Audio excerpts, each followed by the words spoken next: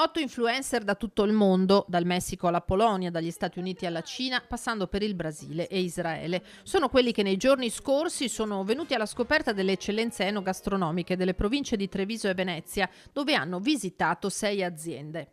Amigos, saludos desde Italia. Me encuentro en la ciudad de Treviso, como unos 30 kilómetros afuera de Venecia.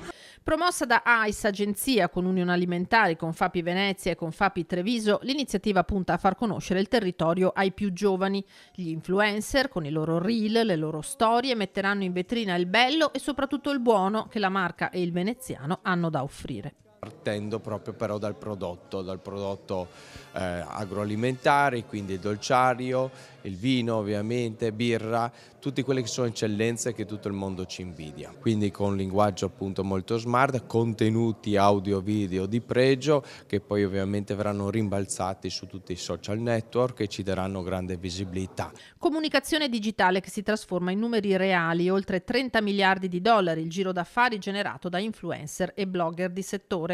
Far capire la nostra anima imprenditoriale, questa nostra passione che abbiamo, questo sostanzialmente, queste 6 aziende che fanno parte di questo tour, di questo gruppo, e quindi far valorizzare appunto territorio assieme alle aziende, quindi prodotti, produzione, perché effettivamente è diventato molto importante. I consumatori, anche loro si sono evoluti grazie anche agli influencer, tutti questi video che loro vedono in rete, e vanno alla ricerca del vero prodotto made in Italy. C'è quindi anche il prodotto poco conosciuto, il prodotto proprio fatto da aziende come le nostre. Ci tenevamo a trasmettere a questi influencer la vita vera all'interno delle aziende, le emozioni da trasferire ai loro lettori, sperando in una scelta consapevole dei nostri prodotti che sono sicuramente i migliori al mondo. 3 giorni di tour per vedere da vicino come nascono vini, birre, pane e molto altro ancora e naturalmente degustare i prodotti. E abbiamo la bellezza di avere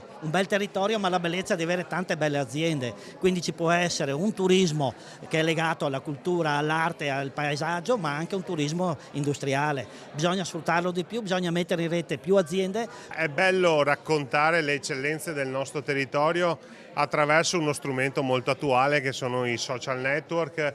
Ringrazio Confapi Treviso e Venezia per aver messo a sistema questo strumento di promozione del territorio.